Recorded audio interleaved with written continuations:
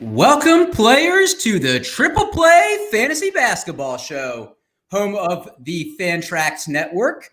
We're the podcast that will hopefully be at the top of the rankings at the end of the season, knock on wood. I got with me Coach James Lewis. Coach, what's going on? How was your Christmas/holiday? It was wonderful. I hope you guys enjoyed your holiday. I hope you had a Merry Christmas. This just in, James Harden can still play basketball while partying with strippers and rappers all the time. So that's a nice little side note. That's I thought just you were going to hit me with a James Harden today, and I was prepared so he can still hoop while doing extracurricular activities on the side. I don't know if that was breaking news because I've already known that. I was going to intro you with something on, but we don't have Brad today, and I have to keep it consistent. Understood. Taking his spot, we have a guest today. He's a high school teacher who stole fireside chats from FDR without his permission. We'll let it slide. I won't contact the Roosevelt family. Director of Football Operations at Hammercast.com, co-host of the Double Ds, a girl dad, and since Brad isn't here, we didn't bring in just one. We brought in Dub Boys, Kevin Coleman. What is going on? Hey, man, I'm glad to be here. I love what you guys do on this. And, I love, even though I'm a football analysis and do a lot of stuff, I am a basketball boy at heart. I coach varsity boys basketball. I've actually been playing or coaching for the last 22 years. It ages me a little bit there, but I love everything that has to do with basketball. So it's got to be something with twos because that's in your Twitter handle. That's how long you've been coaching basketball. You're also the second guest we've had to be on our football and basketball show. For the listeners that maybe aren't aware, Kevin is really, really into the fantasy community, provides some great articles and content there. And, we've started talking and getting to know each other, and it's a pleasure having him on. And fellas, we have a great show planned for today. We had a little hiatus with the interviews that we dropped, Ricky Pierce and Steve Buckhands, and the holidays. So we have a lot of contract talk to catch up on. After that, we're going to talk about the NBA. It's 1 week in. We want to give some takeaways or maybe some too early predictions from early in the season. After that, we'll go to our question of the week. Who is the worst contract in NBA history? And boy, oh boy, can I wait to hear your guys. And as always, we have our game of the week revealed at the end of the show. But first, some news and notes. First little bit of news and notes. 4 Rockets must quarantine until Wednesday. John Wall, DeMarcus Cousins, Eric Gordon, and Mason Jones were considered close contacts under the NBA COVID-19 protocol. James Harden was fined $50,000, but not suspended. So, Coach, I want to start with you. Do you like the way the NBA handled this situation? Well, in Adam Silver we trust, right, E? Your famous quote. So he was on I stand by it. I stand by you on that. I watched the interview on The Jump, and he was very candid, talking to Rachel Nichols. He said it was the first offense and it's Christmas, people. He also stated that the discipline would ramp up. He fined the $50K, which is actually the max per the collective bargaining agreement. So also James Harden's star status, I think, had a little bit to do with maybe not getting suspended. As far as the other players, they're trying to stop a potential outbreak. So, I understand holding them out for a game. Is it right? Only time will tell, but I'm going to go with safety right now and hope for the best. No, good answer. I think that's an interesting point. I didn't even think about it, them not suspending Harden because he is a superstar. Now, if he had missed games because of it, he would have missed $284,000 per game, which chump change to him. That's probably more than all of us may combine for the year. That's less than he spent on Lil Baby's birthday party, right? That is true. $300,000 for Lil Baby hanging out with him in ATL birthday bash. He's a rap wife for sure. Kevin, what are your thoughts? Yeah, no, I think they did it right. I mean, the thing is, you have to create the best overall integrity for the league. I think Silver knows that, and I think it's unlike football. Basketball, if you lose a team with a major outbreak, that could ruin everything. I mean, they have to be really careful here. They don't got guys. The G League only has so many guys. They don't have a lot of guys they can bring up and say, let's plug and play. And if I was looking at it too, I read a really good article by Brian Windhorst, and he was talking about how the revenue dropped from 10% last year. So they lost $8.3 billion just because of COVID. if you do that and you add, I'm going to suspend James Harden and lose all this revenue, at some point, the NBA's revenue issue is going to be a big problem. So you can't just go around and suspend James Harden. Now, James Harden's got to be smarter. I don't know if he is. Those strip clubs and stuff, they like those things. That's why I worried about him going to Atlanta. I don't know if he'd survive down there. But for, they gotta do what's best for the league. They got to be smart. The players got to be smart too. I think they think that these checks are just going to keep getting cash and direct deposited, but NBA is losing money, and if they don't get their COVID stuff ready, then that's going to be a big issue for them moving forward. It's interesting because we were in the bubble last season, and it was so well thought of, and you didn't have to worry about any positive cases arising. Yeah. Probably the only thing was people like Lou Will leaving the bubble. But now they're seeing what happens when you try to play a sport in a non-controlled environment. And, the Rockets and Thunder had to be postponed because the Rockets couldn't play 8 players, which is the minimum. So hopefully we don't see too much of that this season, but I think similar to baseball and football, it's expected. Next little bit of news and notes, a little bit more unfortunate. Karl-Anthony Towns dislocated his wrist and is going to miss several games. Very unfortunate for the Timberwolves as they were off to a 2-0 start, and he was averaging 22.6 points per game, 11.5 rebounds, and 5 assists. So, Kevin, I want to start with you. Is there anyone on that team that can produce even like a smidget of that production that he had? Okay, so probably not totally that production. He's been playing very well. Naz Reid's all right. I don't know if you guys think what you think about him. I think he's okay. Like watching him come out, I wasn't high on him, but I liked him the way he played. Last game against the Lakers, he had 11 points and 5 rebounds and 4 assists. So I think he's an okay option for them, but there's nothing that can replace Cat's production. So what they're going to have to do is lean on D'Angelo a little bit more. They got Ed Davis coming off the bench now, but to be honest, guys, Ed Davis is one of those guys I'm like, he's still in the league. But, they got Reed and Davis, and I think they're just going to plug and play and hope that D'Angelo can score a little bit for them and they can compete. But they didn't look good last night. That's very true. And it was coming off a win at Utah before, which was impressive. Yeah. Coach, similar thoughts? Yeah, it's unfortunate. 2-0 start on a team that I pegged as one of the bottom teams in the Western Conference. That was kind of low on them. My heart goes out to Cat. He's clearly in pain emotionally with the loss of his mother to COVID, and now he has physical pain to add with that. So, I think the entire basketball community reaches out to him in that regard. Naz Reid is somebody I've liked since high school, McDonald's All-American. He played that 1 year at LSU. He didn't get drafted, which I was shocked at the moment because he just handles the ball fluidly. Got a good stroke. He can hit the three. He can go to coast.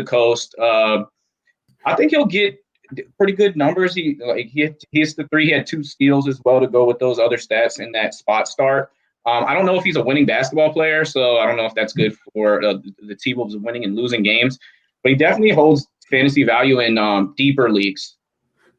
Herman Gomez and McDaniels, Vanderbilt. Yeah, the rest of those bigs, Ed Davis, those guys aren't good at all. They're not going to help you win games. I see them going with a lot of 4-guard lineups going forward. And I was going to say go ahead. That's a great point. And I look at Naz Reid's stats yesterday: 11 points, 5 rebounds, 4 assists, 2 steals. That's a good line. I don't think he's going to have that all the time. I think especially there's going to be less scoring because D'Angelo Russell, Anthony Edwards, Malik Beasley has been shooting the ball a lot. I think they're going to rely on those 3 a lot for offense, and Naz Reid will probably be in there for defense and rebounding. So maybe he had 3 blocks the first game. So maybe if in a head-to-head or points league, if you're looking for rebounding and blocks, that he's a good plug-and-play option for the next couple of weeks. I wouldn't recommend him outside of that. Next little bit of news, and we're staying with the injury bug, unfortunately. Spencer Dinwiddie partially tore his ACL and is expected to miss the remainder of the season. Coach, real quick, does this have huge implications for Brooklyn and their title run? I think time will tell. Do they find another backup point guard? Or do they start looking in that type of bank, maybe like a Derrick Rose? But then again, are you giving up assets? Levert has looked amazing in that 6-man role. And he can have the ball in his hands, but Spencer fit with Kyrie. He fit with Kevin. He fit with the whole Nets culture, scoring 20 a game in the previous seasons. I think he was really going to take a back role and kind of sacrifice for that title run. It just happened. So we'll see if like Tyler Johnson or some of these other backup guards can step in and play. But that team is very deep. I mean, Landry Shamit's there as well. So I think they'll move on and they'll still be in the top tier of the Eastern Conference. But it's definitely a big blow. He's a really, really solid NBA professional player. Yeah, and a walking bucket, somebody that's never really complained about his minutes, and a great Twitter follow. Kevin, do you feel the same way as Coach? Are you a little more pessimistic? Well, I just think what people need to realize is that the Nets, I mean, they're one injury away from one of the two guys to be a very bad basketball team. I mean, Irving has had his problems, and then we know Durant's coming off of his torn Achilles. And Dinwiddie was a big piece for them. I think that they needed that scoring, and they needed him to kind of solidify that starting rotation. So I get worried about it. I think Levert's going to be fine. I think, my boy Tyler Johnson, he needs a haircut the last time I saw him, but he can shoot, and I think they'll plug and play, and I think they'll be very active on the buyout market and the trade market. They're going to have to find somebody to solidify that role. And who knows who that be? Maybe it's Crowder. I heard Crowder maybe, and those type of guys that maybe can come in there. But it's going to be a big loss, and they need to make sure those other dudes stay healthy.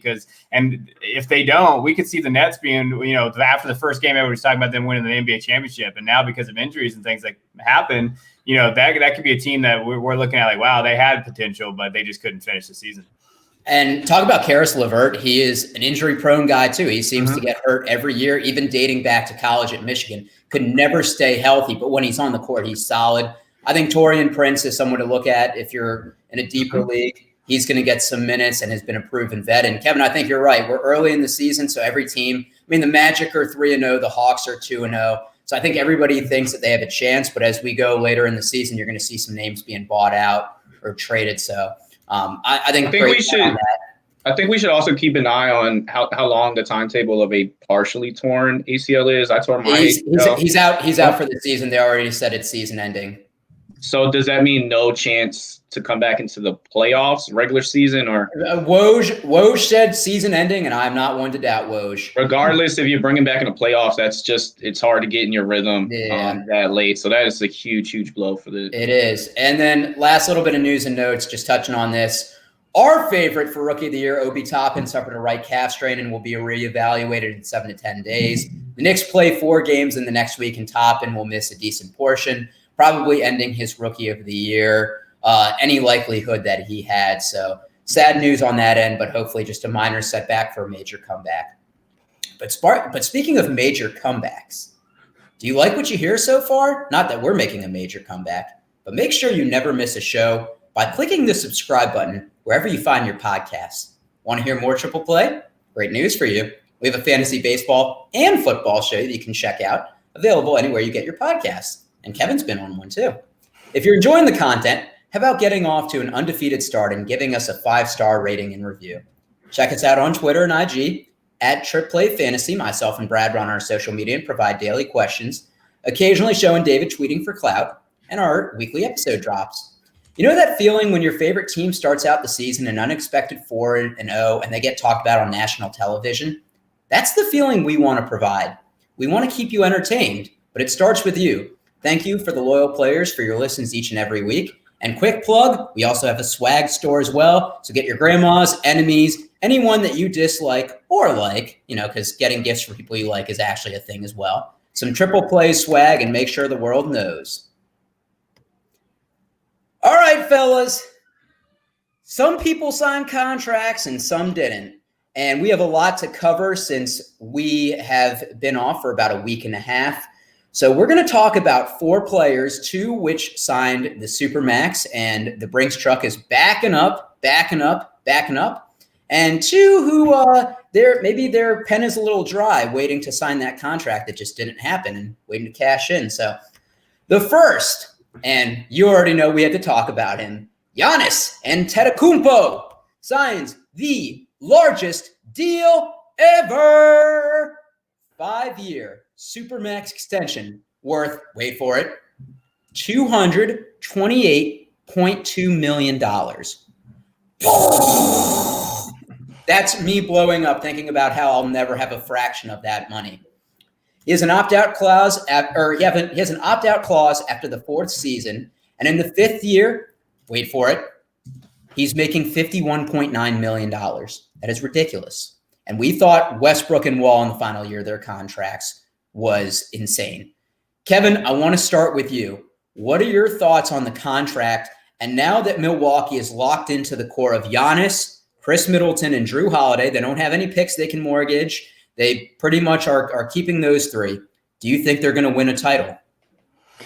Well, first about the contract, that's a lot of money, man, and I give him credit for that. As far as the title goes, I've never been a big Giannis guy. I think he's very good, obviously, but he does have limitations to his game. But I'm definitely not a big Middleton guy. So the thing that I worry about is that second guy. That second guy's got to be a legit NBA star, and I don't think Middleton's ever been that. Drew Holiday's okay. But again, still same thing with him. I don't know if that core can take you to an NBA championship. And they're not better than the Nets, even though I just kind of bagged on the Nets last time. But I don't think that they are if the Nets are healthy. As far as the deal goes, we've seen guys that sign those deals and they get traded, 2 years later, 3 years later. I think this was I'm going to get my 5-year Supermax and we're going to try to compete. But I wouldn't actually be surprised to see Giannis get traded after a couple of years if he's not happy there, if they haven't competed. Let's say they get bounced out of the second round this year. That's something that a lot of these NBA guys go. As much as I hate it, these NBA guys will see that and say, you know what? So contracts to me don't matter as much anymore because we see it's a player-driven league.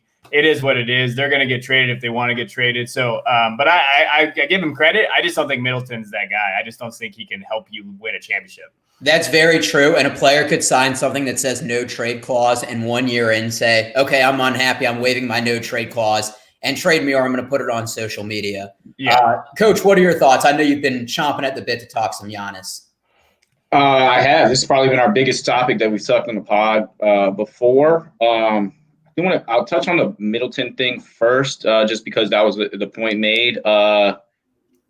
Middleton is now in a role where the ball's not in his hands where he has to go make a play and get a score, which it was kind of forced on him with Giannis, like lack of ability to do that himself. So I'll see how the Drew Holiday experiment will work. I think they both hold value if the experiment doesn't work to maybe get traded around. But this is everything for the Bucks. This is everything for the league. This shows the type of man Giannis is. He's loyal. He's grateful for this opportunity. And Milwaukee believed and invested in him. It is great for the smaller market team, and he helps bring parity to the NBA. If he was going to go to Miami or Dallas, it would have been a wrap for probably the foreseeable future of the league. Maybe not this year in LA, but Luka and Giannis pairing, which is many people were talking about, would have put a seal on things. I think it makes it all worth it for the 5 picks they gave up for Drew Holiday.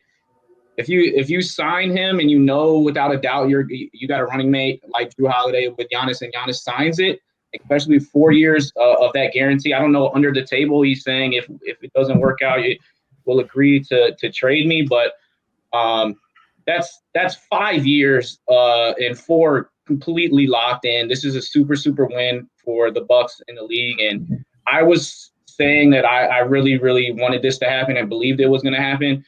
And I'm happy for not only Giannis, but for the Milwaukee Bucks organization, but they haven't won a championship since Kareem Abdul-Jabbar and Oscar Robinson. So I want to ask you guys, what comes off the tongue better? The Milwaukee Giannis's or the Milwaukee Antetokounmpos? Which one do you like better? The Milwaukee Freaks. Okay. That takes me to my point. Giannis owns them. He literally got everything he wanted. Yeah. He got the players he wanted. Milwaukee mortgaged their future. The reports I saw, Giannis pulled out his phone and said, look at everybody that's recruiting me. You better pay me. I don't think he wanted to stay in Milwaukee because he loves the city, and maybe he does, and maybe that's an unfair assumption by me. Giannis wanted to get paid, and I could totally see him doing what Kevin says if they don't win 2 to 3 years in his contract, saying, I want out. And I think Milwaukee is going to be a good regular season team. My issue with them is I don't see the chemistry. Giannis can score and create his own shot. He's not a great jump shooter. Yeah. Same with Middleton. Middleton can create his own shot. And maybe Drew Holiday is going to be that missing piece that's the distributor. But I think when playoff comes, it's a lot of isolation ball. And I think that's always been their problem. And I think with Giannis, what he's getting paid, you can't pass the ball to Middleton and expect him to take over games. Maybe the occasional, but you're paying Giannis the most money ever. He needs to carry the team on his back. He needs to be able to do everything that you're paying him to shoot the three, to be able to make free throws that we saw he couldn't do against the Celtics. Giannis needs, now that he's gotten everything he wants, he needs to put it on himself, because if this doesn't work out, he needs to exhaust everything that he's done. If he expects Milwaukee to keep catering to him, well, it's just not going to happen. They're going to run out of assets to give up. I'm rooting for Milwaukee. Like Coach said, they're a small market team. I just don't see this ending well, unfortunately, and I hope I'm wrong. But I did want to touch on the point you said about basically these are the Milwaukee Giannis's. It reminds me a little bit of how Houston has treated James Harden, and we see where that situation is right now. There's an article, I think it's from Tim McMahon of ESPN Dallas. Absolutely. How Houston shot themselves in the foot because they and Coach will appreciate this. They appeased Harden so much, World War II term, that he got whatever he wanted. And now that he's not getting what he wants, that's why he puts up a stinker. That's why he's showing up to training camp, and that's why or out of shape, even though he's putting up 44 and 17. And that's why he's going to parties, is because he's putting up a pout. And that's what happens when you keep giving in and giving in. People don't know no. And the first time they hear it, they don't like it. That's why you have to put an end to it early. And I think what the difference is between these two situations is that I just trust Giannis's character a lot better. I just think that he's just a better person, and that I don't think that he's going to be pouting. And he's definitely not going to be hanging out with strippers. And he's going to utilize his time. He's one of the hardest workers in the league, and he's going to utilize that time to grow his game. He is only 25 years old, so he still has a lot of room to grow in his game. And all these playoff experiences, getting close, Western Conference Finals. They haven't been to the Eastern Conference. I'm sorry, Finals, I don't think. Eastern Conference Finals the year before last, and then last year losing to the Eastern Conference champion in Miami. I think those wars are going to help build him, and then maybe with Drew, it might work out. Time will tell. I know I picked them to be. My preseason pick to be in the championship, although, I have doubts, just like all of us do, about Giannis's ability, one, to take over games, but two, his inability to shoot is his biggest weakness. Time will tell. But let's transition to somebody else that got paid. And, oh, man, does this make me want to ask for a raise at my job. Rudy Gobert, 5-year Supermax, worth not as much. Only a small $205 million extension. I mean, that's barely like a penny. But it locks him and Donovan Mitchell as the core of Utah for the foreseeable future. So, Coach, I'm going to start with you on this. Do you like this core? I like to see it out. I wouldn't like to see him walk. So I do like him and Donovan. I think they play well together. Outside of that, you have Bogdanovich, Ingles, and Conley Jr., who really are in that back end of their really good playing days. So it's kind of, a win-now situation. I really do like the makeup of this team. They didn't have their leading scorer in Bogdanovich for the playoffs last year. So we'll see. The Conley Jr. rim around job that lost them Game 7. I mean, they could have easily advanced against the Nuggets, and with Bogdanovich in play, that it might really fit their team, because they really did miss him both offensively and defensively. Another small market team retaining an All-NBA player. He's a top 10 defense himself. He's great at finishing as a diver, and he still has trade value if a couple failed attempts a couple years go by and the Mitchell-Gobert experiment doesn't work. People like the Mavericks will take a long look at him because of the value on the defensive end that he does bring. Yeah, and they're locking into the pick and roll 2.0. What is it, like 25 years later or 35 years later? They have the Stockton Malone 2.0. Kevin, I want to go to you. Do you like this signing and core that they're locking into for the next 5 years? Yeah, I mean, I think when I was looking at this, I was thinking about it. Like, I never really liked Rudy Gobert that much. He's okay. Is he $205 million worth? No. But they had to do it because teams like the Jazz, no one goes, who wants to go to Utah? I mean, one of my best friends live in Utah. I'll visit Utah. I don't want to live in Utah. And like, they're not going to get players to go there. And so essentially you have to give guys like that $205 million because you got to keep them there and stay. Now, I will say I do like Mitchell a little bit more than most people do. I think he can score. He had a rough year last year.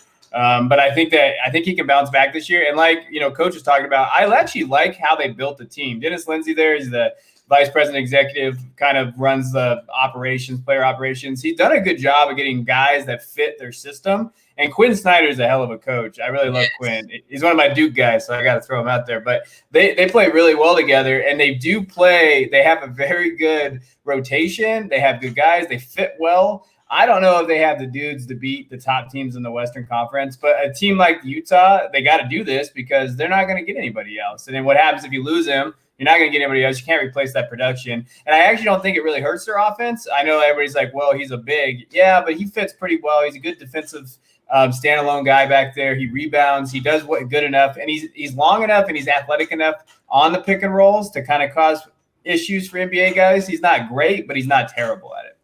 And if an injury happens to another team, you could get lucky like Toronto did. And that you have all those pieces together. Like if said AD or LeBron went down, like that team is damn good enough to advance on if that were to happen. Yeah, and here's my take on the Jazz. They could beat anyone and they could lose to anyone. They play to their competition. I'm a huge Rudy Gobert fan. I mean, he's grabbed 17 boards apiece in each of his first two games, playing only 28 and a half minutes each game, averaging 19 points. He's someone where even if he doesn't block shots, he's going to alter it. So I think, like you said, Kevin, people don't come to Utah. They've drafted really well. They've drafted Gordon Hayward, who unfortunately they lost in free agency for nothing.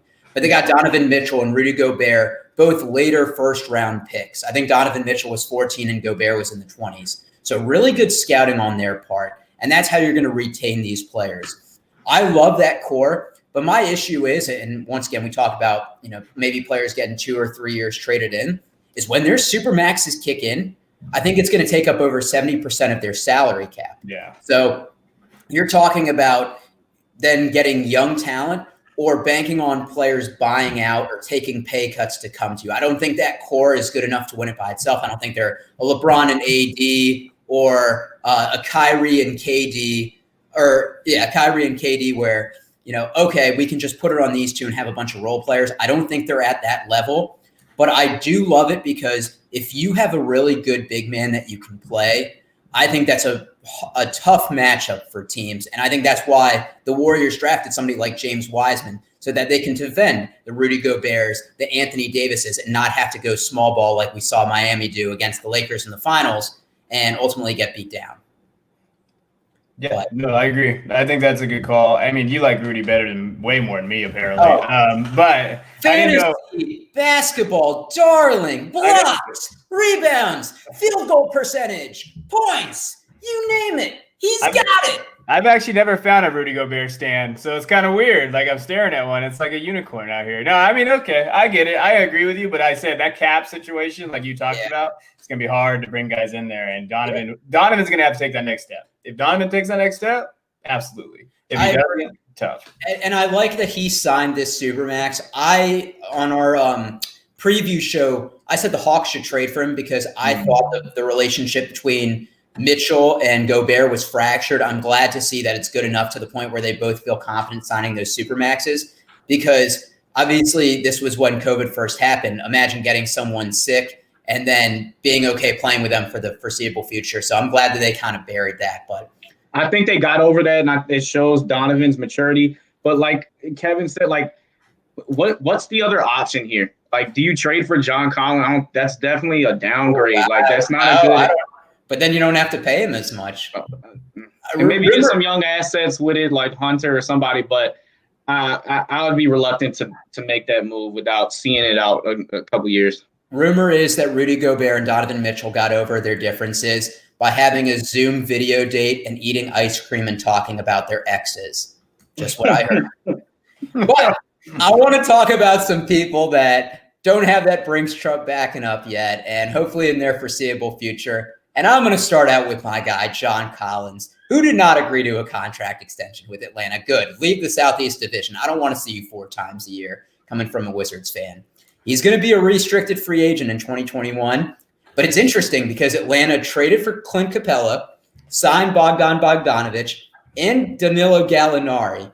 And they're all making 18+ mil through 2023. So he's likely gone. They're not going to find the money to sign him, especially since they're going to re-sign Trae Young. So, Kevin, I want to start with you. Who do you see as a potential suitor, whether it's a sign and trade or they sign him in the offseason? Yeah, so I really like Collins because I think he fits what the NBA is becoming. What I really like what he did last year. What he showed last year, he shot 40% from 3-point land, and he had a career high 3.6 triples per game. So for me, that's kind of what I like to see out of him, and I think he's a good stretch 4, 6'9". And he has that ability. I saw a couple of things. So one, I saw because they could actually fit, and like we just talked about them, Brooklyn needs somebody. Now, I don't know if they would do this deal, but I saw where they would basically, it was Collins to Brooklyn for Jared Allen and Brooklyn's 2021 first-round pick. I would do it. That'd be an interesting deal. I mean, if the Hawks are going to lose him for nothing, I feel like maybe that would be where they go. I know they could match it, but I don't think the money will work unless they not to cut you off, but if you can get Rondo in that, like it makes it way more appealing now that the Dinwiddie thing has happened. Like if you can steal Rondo, which I don't know how he's even going to be like a big factor for Atlanta, but if you can steal him out of that, that makes your mock trade makes way more sense too. Yeah, no, that would actually fit well, right? So I think Brooklyn is a very good possibility for him, depending on how the pieces work. There's a couple teams I was looking. Now, he wants money, so Collins wants the max. So when I was looking at it, I was saying he could either go to some young teams like the Pistons or the Thunder. Yeah, like, hey, maybe they'll just offer him the max. I mean, the Thunder's got to pay somebody, so they got to have a roster at some point. The Timberwolves were another interesting thought I had. Maybe they could pair them, but again, money-wise, though, I don't know how that would work. They probably could make it work. And then a sleeper pick for me was the Spurs. I thought maybe the Spurs could move on after LaMarcus. Maybe they can kind of maybe find an area there and they could kind of build with Collins. So those are some of my teams that I liked. Yeah, great. And I don't want to take away from Coach. The Spurs were mine. I'll touch on that in a second, but I know he's itching to talk about some John Collins. So Coach, hop in. I thought that was very interesting, Kevin, how you said the T-Wolves, because I thought it was a good fit as well. And then I thought, like, who do you give back that Atlanta would want to make that happen? Like Culver or some of these younger guys. I just don't see it. In Atlanta's roster is so full with not just like players that are playing right now, but also young prospects. So it's just a hard team to come over trades. Now I know Windhorst reported that he turned down a 4 for $90 million. So he definitely indicates that he wants the max. So wherever he goes, they're going to have to max him out to keep him. I fiddled with other trade ideas. I thought about Chicago. I thought about Detroit. I thought about Charlotte. But every time I'm like, I hit a wall, and I usually can find something to put together. But I honestly think they can't find a suitor to keep him, and he has to walk. I think that they won't be able to get their assets in return, and that happens sometimes with players. And when you make moves like Bogdanovic, which I know that they made that play after John turned down that first 4 for $90 million. Yeah. So they made the play for Bogdanovic because John Collins was not going to agree to that, and so we'll see. But the hypothetical trades, I couldn't put one together. Yeah, it's tough because I think Atlanta. I mean, John Collins is producing so far in this year, and I don't think they want to give up nothing if they have a chance to win something this year. I just need to trash Atlanta management for a quick sec. I don't get why you trade for an injured Clint Capella last year, who just signed a contract extension and literally plays the same position that John Collins does. Also, why do you sign Danilo Gallinari to a 3-year, $61.5 million contract? He's 32 years old. He has chronic bad feet, which are already bothering him. Now, if you want to go all in, sign him for like a 1-year, $23 million contract, kind of like what the Pelicans did with JJ Redick, where you front load it, give him 1 year, then you get him at a discount the following year. But if you're telling me you don't sign 2 out of those 3 players and you lock in John Collins, you have him and Trae Young. I'm with Kevin. I thought the Spurs, LaMarcus Aldridge is aging. He did have offseason shoulder surgery.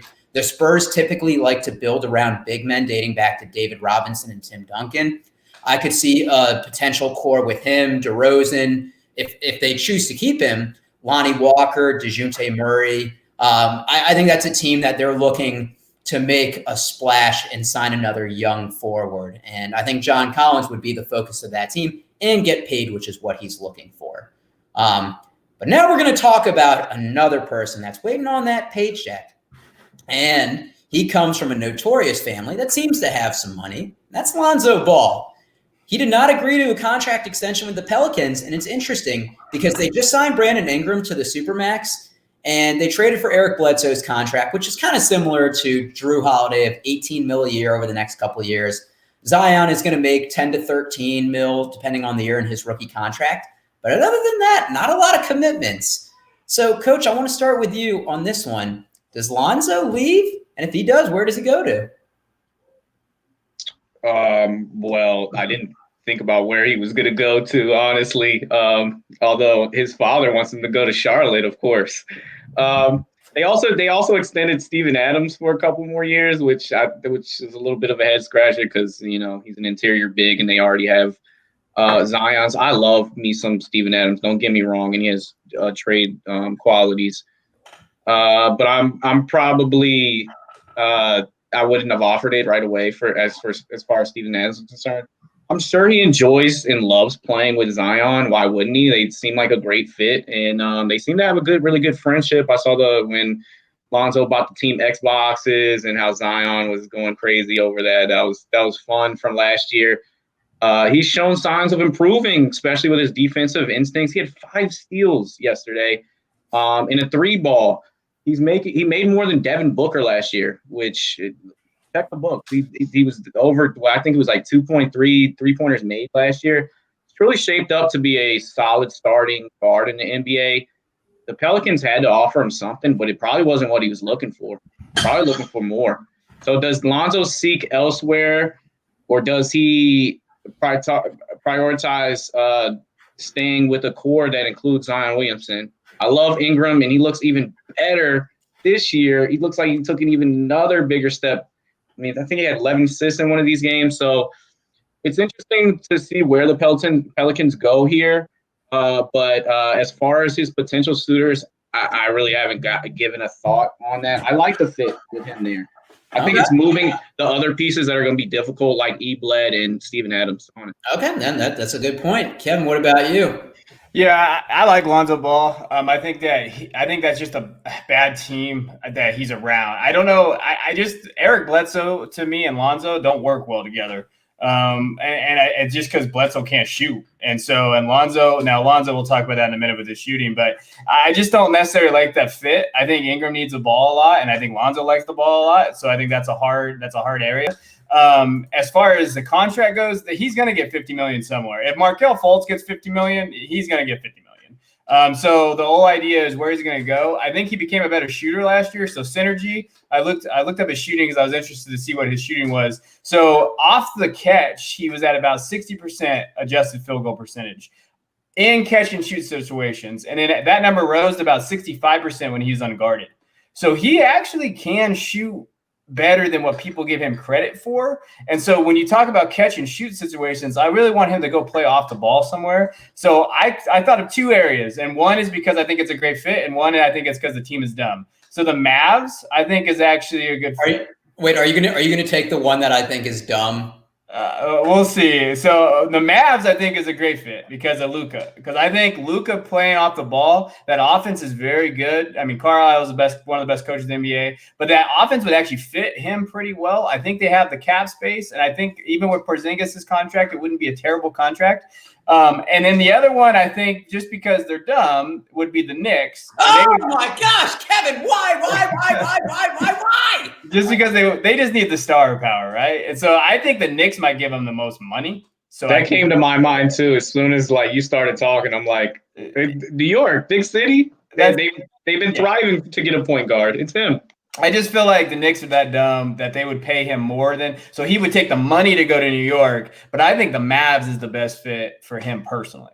Kevin, I can't disagree with anything you've said. I didn't think about the Mavs as a good landing spot for development-wise. I was just thinking he's chasing the money and it's going to go to New York. And for someone like Dolan, I could see him being like, oh, well, Lonzo's a big name. He might not be a star, but let me pay him. And they do have a log jam at forward. They have Kevin Knox. They have Julius Randle. They have R.J. Barrett. They have Obi Toppin. They don't really have as many guards. So I could totally seeing them make a splash with that. Some other quick contracts I want to touch on that we're not going to really talk about. OG Anunoby, 4 years, $72 million extension. Good for him. Jonathan Isaacs, 4 year, $80 million extension, a little head scratching considering he has a serious injury. Markelle Fultz, good for him. 3 year, $50 million after looking like a bust. I mean, he's cashing in. Kyle Kuzma, 3 year, $40 million extension. Good for him as well. But I want to transition now. We've played a week of NBA games. We have somewhat of a sample size, and in a 72-game season, each game is going to carry a little bit more significance. And we're each going to have 2 takeaways. Now, this could be a player, a team, officiating, anything. Kevin, what's your first takeaway? So I'm a coach at heart, and I'm old, guys, so I know this is going to sound like the old guy yelling at Boomer! But it's hard for me to watch the NBA right now because offense, there's no defense. I miss defense, and I miss dudes playing hard on defense and, like, just give me some effort. Hey, just show a little bit, right? Like, just give me something. And when I watched the NBA, I was watching it with one of my he's coaches with me. He's a coach with me a long time. Every offense is a high screen and roll, shooter dives to the corner, or a pin down screen for 3. Like, that is – I know that's the NBA. I get it, and I understand that. But when I watch it, I just miss that. I just miss that action. I never thought I would miss, the triangle, but I actually miss just something out there that can just show me some type of post-up, movement, ball, swinging the ball. I think some teams do it well, but I just miss defense, and I miss those high screen rolls and actually give me some ball movement in there. And then every time there's an offensive rebound, I know you guys see it. Oh, there's a 3 going up. There is nothing else but a 3 going up. Doesn't matter where it's going. I mean, Marc Gasol shooting 30-footers the other night, and so it gets me upset. I just miss my defense, and I miss my 80 to 78 games. I know most people aren't. I know you guys think I'm old, but I miss those things. I just miss those little nuances of basketball. Kevin, you're upset. I'm depressed. You took my point again. I literally I was like, wow, is he going where I think he's going? So I'm going to go to my other one that I had. And for me, the Warriors dynasty is over. It is over. I don't care if Clay comes back. I don't care if Draymond comes back. That dynasty is over. Kelly Oubre, I pulled up the stat, and I was really hoping that Brad was going to be on the show because he thinks Kelly Oubre is handsome, and he might be. But he is 0 for 30. He also said that they shouldn't trade CP3 for Oubre. Wait. Go ahead. Wait, are you guys ready? He's 0 for 31 on non-dunk attempts this season. Yeah. Steph Curry is 32. There are just so many more contenders there. I mean, the Warriors over-under for the season was 38, and that was an easy under for me. I'm a betting guy. But, oh my gosh. I mean, they don't even look competitive. They beat the Bulls by 1 the other day, and that was at Chicago, and Chicago's a bottom-tier team. I think if they make the playoffs this year, that will be a celebration. I know that you can never trade Steph and Clay because of what they've meant to the organization, but if you really wanted to have no soul and you were the GM, you would trade them and get value and rebuild. But Coach, I want to go with you to your next point. All right. Kevin, I don't know how old you are exactly. I'm 31, so I'm used to growing up when that 90s basketball. I'm 31, so we're the same age. Absolutely. You speak to my soul. Yeah. The battles, the wars, the 2 guards going head up, guarding each other. Hello. Looking each other in the face, like in their pockets, guarding, checking you. I want to get the better of you. T-Mac and Kobe going heads up. Like, that was not where I was going with any of my conversation, but I can totally agree with you on that. I went the good, the bad, and the ugly. And it's funny because Eric touched on my bad and ugly. But my bad is the Warriors too. I gotta agree with you. They look awful. It appears Steph Curry is getting a bit exposed for his ability to lead a team by himself. And it doesn't look like that comeback MVP is in play. Draymond Green not playing. Obviously, that he does a lot for that team on both ends. Steph's going to have nights where he's going to go off, but he's also going to have nights where he's going to get beat up, which is an ugly scene. And you mentioned him, Kelly Oubre Jr. and Wiggins are clearly inefficient shooters and ugly fits for Steph Curry. It's not a good look, and it's not going to go well. Dynasty is over. I wanted to hold on to hopes that they had a potential back-end playoff team or even like a play-in tournament team, but it's sad to see. I think they got blown out by like 27 and then like 40 something the next time they went out, the first two games. Yeah. And they barely won on a game winner yesterday. So I look for them to be in a lottery, but it's an ugly sight to see Steph Curry just get his tail beat in every night. So that's my first point, and I'll save the good for last because there's a lot of.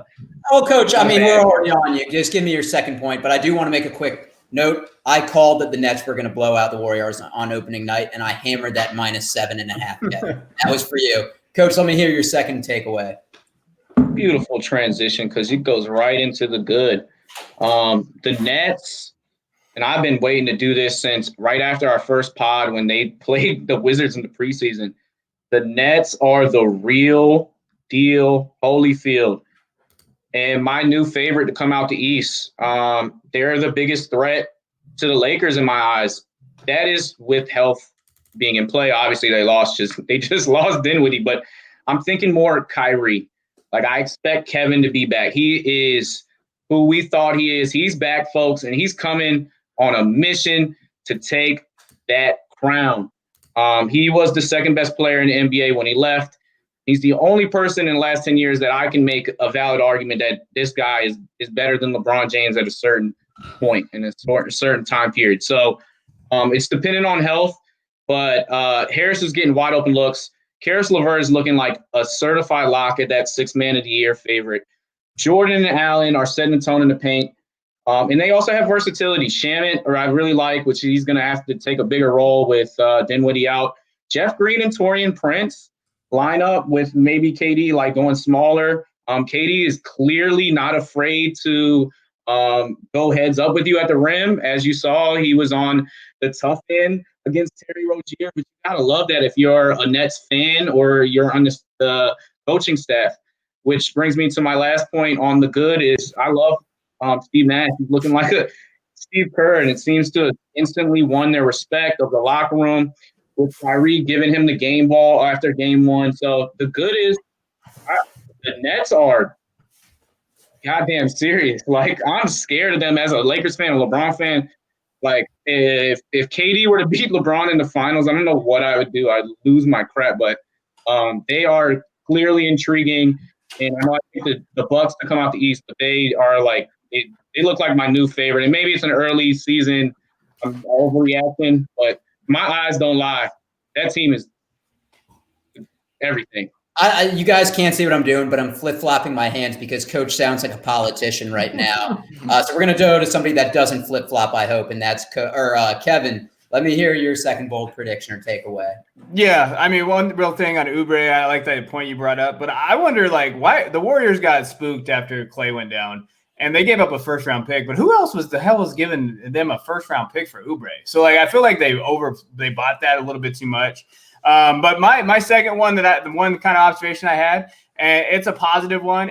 I really think that the rookies have looked pretty good so far in a down year. Like everybody said, "Oh, this class is trash," and I mean, it wasn't the greatest. I mean, but with COVID and the NCAA tournament, everything kind of getting canceled. I know some people are out, but I mean, Anthony Edwards has looked okay in one game.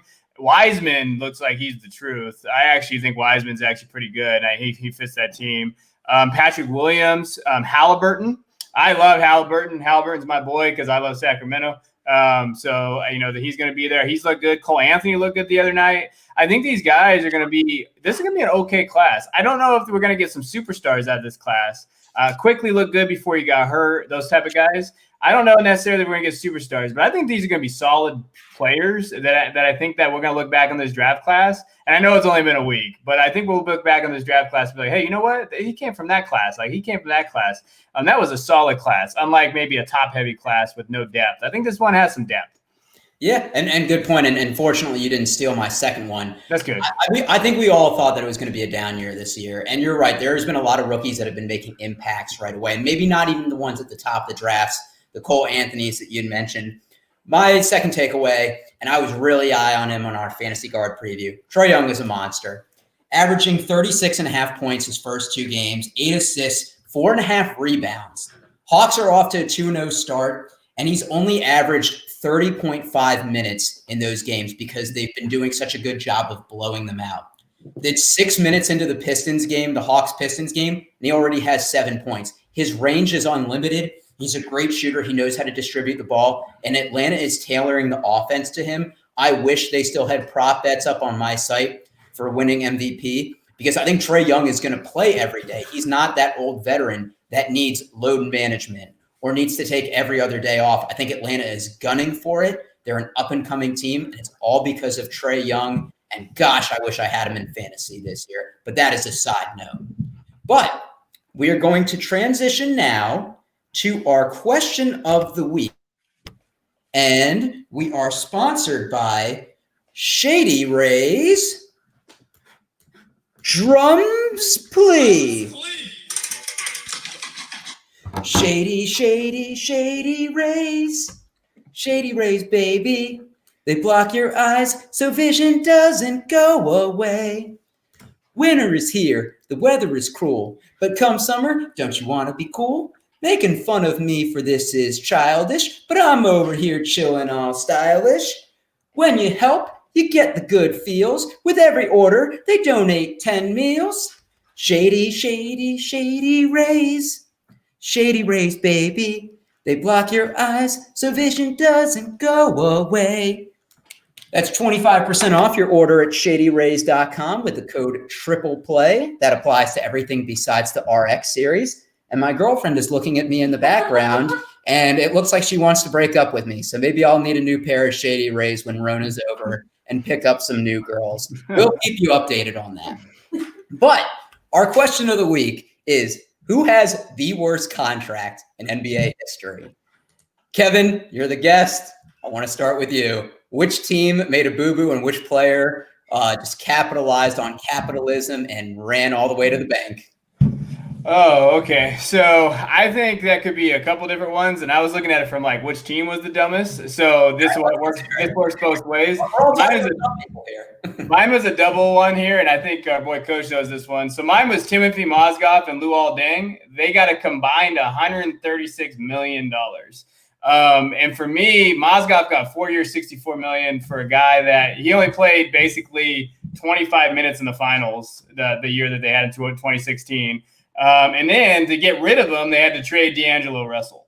And so for me, it was the money plus the asset that they had to do just to get that off the books. And then Dang, he got his $72 million, and he had, he basically played just 79 games in the 4 years that he was supposed to be on their team. And so those two contracts, I know there were some other massive ones out there, but those two for me, because of the asset given up and because I really hate the Lakers, I feel like that was just a bad move by both of those areas. That was just a bad. Kupchak got fired after that. It was a bad. I feel bad for him. Great answer. I like how you lumped them together and basically said the Lakers effed up that entire summer and gave away much money. Coach, I'll allow you to get 2 answers because Kevin did. So let me hear your worst contract. I know you probably have like 5, but give me like 1. Dude, me and Kevin are totally on the same page with all this. And I definitely thought about those contracts. Like that was the summer of giving out love and giving out a lot of money, which brings me to my point. And hear me out, Doc. It's the Wizards. Gilbert Arenas personally holds the worst 6-year, $111 million. He would play 68 games in those 4 years, which is technically less than Luol Deng's 74. Knee problems, of course, other issues, bringing guns in the locker room. Like, what are we doing here? John Wall's max, 4 years, 171. Wasn't looking good. That's true because No. Coach, you're starting to step on mine. I picked the Wizards as well. I'm cutting you off. I'm muting you. You're towing along where mine is. You picked the Wizards as well? I did pick the Wizards as well. That's an easy hometown answer. If you do not say the name that's on my list, I'm not going to ruin it. Okay. All right. Guys, sit back. Let me tell you a story. It's the summer of 2016. Kevin Durant's a free agent. All the teams are clearing out their cap for him. The Wizards clear all of their cap, but they don't even get a visit. Not a sniff. Not even a mention on Twitter. That's the Wizards' strike one. No big deal. There's a lot of other free agents out there. Let's just pitch to Al Horford, the Wizard killer who eliminated them the year before. Oh, it's neck and neck with Boston. It's coming down. Oh, the Wizards have a slight edge. Ernie Grunfeld can't close the deal, and he signs with the Celtics. Strike two. Well, most hitters know when it's an 0-2 count, the pitcher isn't going to throw them something good and that they should wait, that they should have some patience. But not the Wizards, not Ernie Grunfeld for you. What does he do? Well, the first thing, let's sign Jan Mahimi to a 4-year, $64 million contract. Let's just outbid ourselves. Let's just keep jacking up the price. I don't think Jan Mahimi had even a 2-year offer at that point, but he's not done yet. Let's sign Andrew Nicholson, the 4th-string power forward for the Orlando Magic, to a 4-year, $26 million offer. He's going to shore up some holes at small forward, right? Not really. His contract was so bad the Wizards had to trade him and a first round to get Bojan Bogdanovic for a rental in 2016. So they basically had to pay the Nets the first round pick, which was Jared Allen, to offload Nicholson's contract. But wait, there's more. They signed Jason Smith to a 3-year, $16 million contract, citing that he has professionalism that the Wizards will need. Well, I'm glad to know that you're paying someone over $5 million a year to be professional when all of the players that you're signing, or the big money ones, should be professional. Great job, Ernie Grunfeld. Great job. I'm so glad you don't have a job anymore. Gosh, I just needed to get that off my chest. Whoever is listening, maybe like the 5 or 10 of you that listen to me rant, I needed to get this off my chest. My girlfriend is once again looking at me in the background. She is totally breaking up with me. She thinks I'm so weird, and that's fine. This was me 4 years ago, and I obviously haven't gotten over this. But great picks, everyone. Doc, I love it. I love that you touched on that. And I'd be remiss if I didn't say they also pinned up Otto Porter for the max. And then I'm not optimistic about this Bertans 5 for $80 million. And I think that concludes our Wizards rant. But we could write a whole book about these stories. We could, and I might write a book with a quill pen. Bring the quill pen back. So maybe there's some positives, but good talk, gentlemen. And we're going to transition to our game of the week, and we're betting, guys. At least Kevin and I. Coach, maybe you are too. So I have a little over/under, and I have 9 questions here. And I have a 10th one that we can do for fun. And basically what we're going to do is I'm going to give you a player and a stat, and you have to say if it's over or under that. So like I said, we have 9 categories, so it's an odd number. I have a 10th one as a one for tiebreaker or bonus. Coach, we're going to start with you, and then we're going to go to Kevin. Now, these are some ridiculous stats that I'm pulling up here, okay? So is there there's a right answer on these? There is going to be a right. Each one is 50-50. So you're going to have to, I'm going to give you a player, a stat, and a number, and you're going to have to say whether it's over or under that. So, and is that for this season or a previous season? You're going to hear it. So like I said, okay. There is absolutely no correlation between all of these. I was just in a random mood today, and I just let my fingers do the talking on the internet. The first one, like I said, Coach, we're starting with you. Lou Will, career high points per game in a season.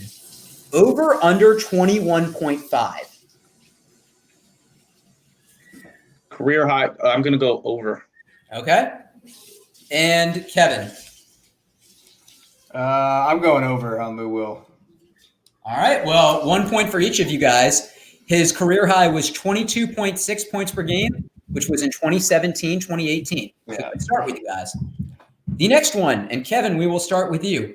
Dwight Howard, career high rebounds in a game, over under 28.5. He had one game that was. I'm going to go under on that one, though. I think under, just under. Okay. Coach. Although I feel like Kevin speaks to my soul in a lot of these questions, I gotta differ here because let's make it a game. I'll go under. He went under, by the way. All right. Well, you guys are both wrong. He had 30. He did. And that was when he was with the Hornets in 2018. So, Coach, you should have just changed your answer. But we're going back to you. And it's James Harden's weight, according to Google. This is according to Google, the amount of pounds that James Harden weighs, over under 225.5. Is this a current wager? It's according to Google. I don't know when they put it on there. And who's the source? Google. You type in James Harden weight, and that's what came up, and that's what I'm basing it off of. I need Caesar's Hotel's number on this one. I'm gonna go based on Google. I'm actually gonna go over. Okay. And what was the number? 225.5. I'm gonna say under. I think they have him under that. All right. Well, a point for Kevin. They do have him under. Now we don't know if it's accurate or not, but it says 220 on Google, which is why I made sure I specified that. But Kevin, we're gonna start with you on this one. He's at least 240. I wish my weight was on Google. Shit, I'd be a lot skinnier. Yeah, I mean, that's how you know you've made it big, is when Google says how much you weigh. But Kevin, we'll go to you for this one, and it is Matthew Dellavedova, career high points in a game, over under 22.5. Over. Okay, Coach. Deli D is over. So it's incorrect. His career high is 21. So a big old X for both of you guys. And Coach, we're going back to you for this. You know, it's funny. I feel like if we had Brad in here, he'd be oddly good at this game. But Coach, we're going to go with you for number 5. Luka Doncic, career high assists in a game, over under 17.5. Under. All right, Kevin. I'm going to go under as well. It's 17. You guys are both wrong. He had 19 in the bubble, August 8th. So you guys are just awful at this game. You have a 50-50 shot, and you're not even 50% there. I'm disappointed in you guys. Kevin, we won't be having you back. That's all right. I'm trying, guys, okay? I'm just kidding. This next one, and Kevin, we're starting with you. Rasheed Wallace, career technical fouls, over under 375.5. Oh, man, that's my boy Rasheed. I'm going to go under. That's a lot of technicals. I'm going to say under, but I wouldn't be surprised if it's over. Coach? What's funny is I looked at this once upon a time, not too long ago. I don't know what reference put it up, but I feel like 275 is the number, but just to make this a game. And I think he's the leader. No, Charles Barkley is the leader all time. That should be a funny random question, a side note, but I'm going to go over.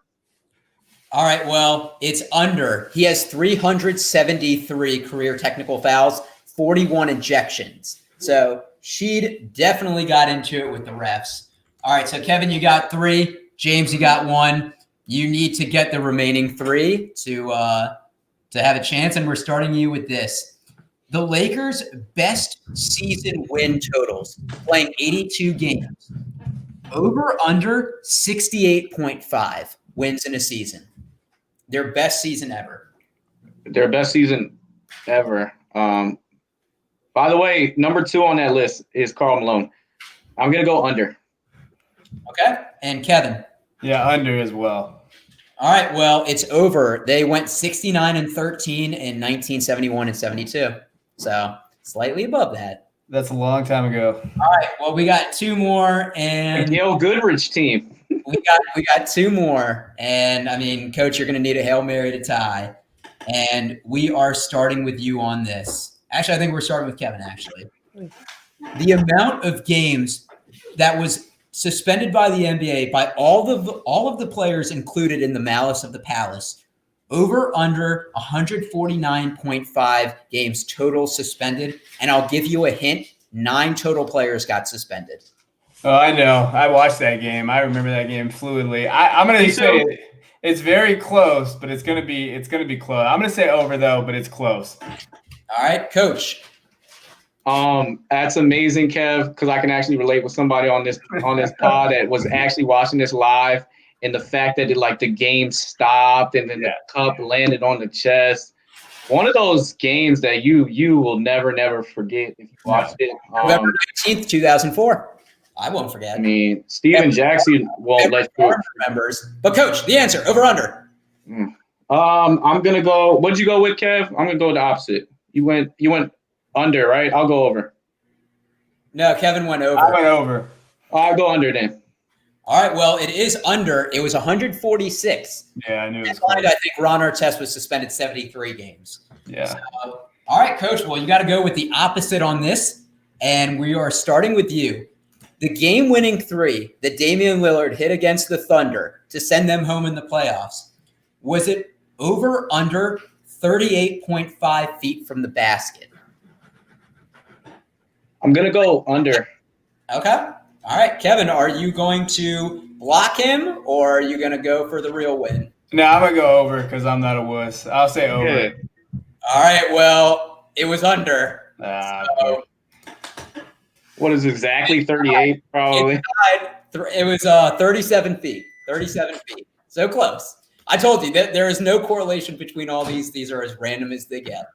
So the last one, and it is the tiebreaker. Kevin, I'm going to start with you, Coach. You just got to do the opposite. So it's up to me. Yeah, it basically is. And this is a good one. JaVale McGee, career high in points. Under 28.5. I'm going to go under, but McGee's going to screw me here. But I'm going to go under. Over, of course. It's JaVale freaking McGee.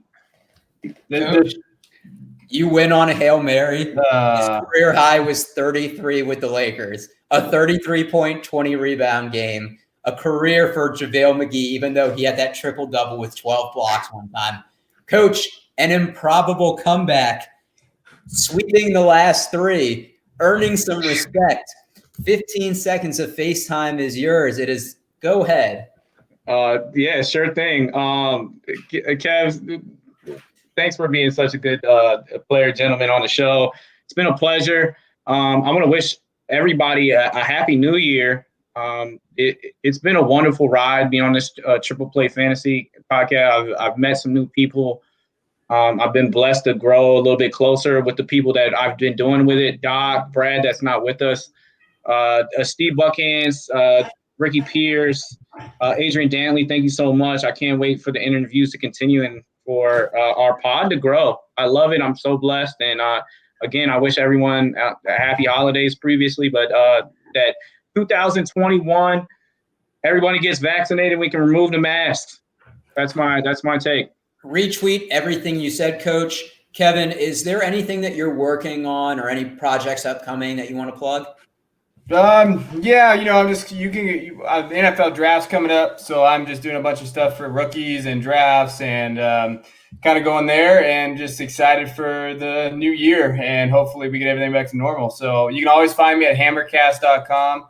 I'm running their website now, so I'm kind of busy with that. And so I'm mostly Devy fantasy football and then every once in a while some fantasy basketball. I love everything about Kevin besides he's a Duke fan coming from a Maryland guy. You can find him at Twitter at DuBois_22. We will be back next week. We're going to be talking a little bit fantasy because we know that's what a lot of people came for. We will talk with you then. Enjoy some NBA and stay safe, everyone.